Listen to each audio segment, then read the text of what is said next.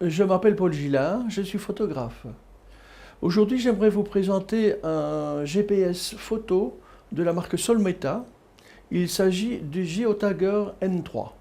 Vous me demanderez, mais pourquoi utiliser un GPS en photographie? Depuis l'ouverture de la photographie à l'ère numérique, nous avons élargi très largement le champ des possibilités en photographie. En effet, un GPS photo vous permet maintenant de géolocaliser vos images, c'est-à-dire de les repérer sur une carte d'une manière très précise. Ça, c'est une première chose. Il vous est possible ensuite de visualiser vos images en les associant à une carte. Google, par exemple, vous permet de le faire. Et vous pouvez ainsi, lors d'une sortie photo, suivre l'entièreté du trajet de votre parcours photographique avec vos photos et voir où chacune d'entre elles a été prise. C'est non seulement très intéressant pour vous et agréable, je dois dire, lorsque vous montrez vos photos en famille ou à des amis, mais c'est également extrêmement intéressant pour certaines professions. Je prends l'exemple de naturalistes qui suivent des animaux, qui les repèrent et les suivent au cours de leur vie pour pouvoir mieux les analyser et les suivre dans leur parcours de vie.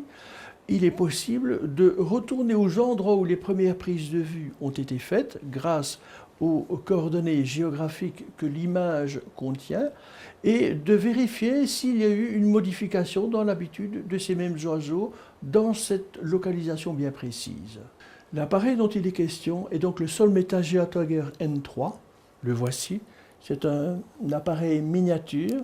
Il pèse à peine 50 grammes et il est raccordé à un câble fixe qui lui-même arrive au boîtier de l'appareil photo. Cet appareil est alimenté directement par votre boîtier photo, ce qui permet de ne pas avoir le souci de recharger les batteries avant votre déplacement. Ce GPS dispose d'un câble muni de fiches différentes selon votre appareil photo. Dans le cas présent, il est utilisable avec un D300, D700. Je vais vous faire une démo avec le D800 ou D800E, ce qui veut dire qu'à chaque appareil dépend une fiche bien particulière correspondant à votre appareil photo. Voici la fiche. Ce GeoTagger N3 est destiné principalement aux appareils photo Nikon. Cet appareil se fixe au boîtier photo de deux manières distinctes selon votre goût, selon les possibilités. Tout d'abord par son attache qui permet de le fixer à la griffe flash de votre appareil photo, mais également par un petit clip qui est fourni directement à la dragonne de votre appareil photo. C'est donc simple, efficace et rapide. Votre GPS est donc connecté à votre appareil photo par le port de communication à 10 pins. Ceci empêche d'utiliser de commande à distance avec votre appareil photo. Eh bien, ce GPS, grâce à l'accessoire fourni, la commande filaire à distance, vous permet de maintenir cette fonction de commande à distance de votre appareil photo. Voilà, nous allons maintenant procéder à l'installation du GPS sur le boîtier de l'appareil photo. Vous allez voir, c'est très simple et très rapide. Tout d'abord, on insère la griffe de l'appareil au porte-flash, comme ceci. On insère ensuite la fiche à 10 pins dans le port de connexion de l'appareil photo. C'est ici. Voilà. Par précaution, on prendra soin de toujours bien serrer la vis de telle manière que la connexion soit franche et directe. Voilà, nous venons de monter l'appareil, nous allons maintenant le mettre sous tension pour pouvoir l'utiliser. J'allume l'appareil photo qui est connecté au GPS, ce qui veut dire que le GPS se met en marche également. Dans la réalité des faits, qu'est-ce qu'il se passe? Une diode verte va commencer à clignoter, ce qui signifie que l'appareil GPS commence à capter les signaux satellites jusqu'au moment où il en a reçu au minimum 3. À ce moment, la diode verte se stabilise. On dit que le GPS est fixé parce qu'il reçoit suffisamment de signaux que pour fournir des coordonnées géographiques correctes. Ici, il clignote en rouge. Nous sommes en intérieur, donc dans un studio. Les signaux satellites ne peuvent pas être captés. C'est la raison de ce voyant rouge.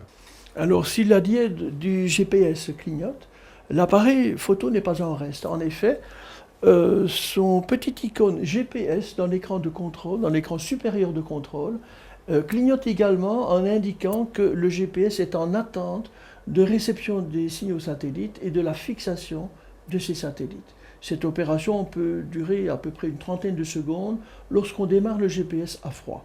Par la suite, 5 à 6 secondes grand maximum suffisent pour recommencer le travail. J'ai donc réalisé une photo qui a été géoréférencée par le GPS. Voici cette image.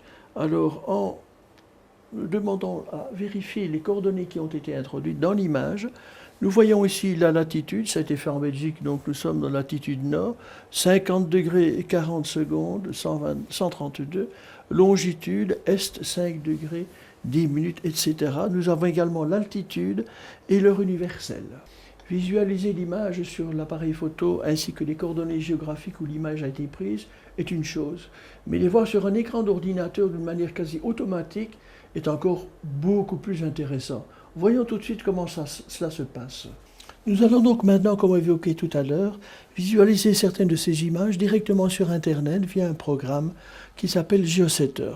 Voici par exemple toute une série d'images que j'ai réalisées et que j'ai placées dans un même répertoire.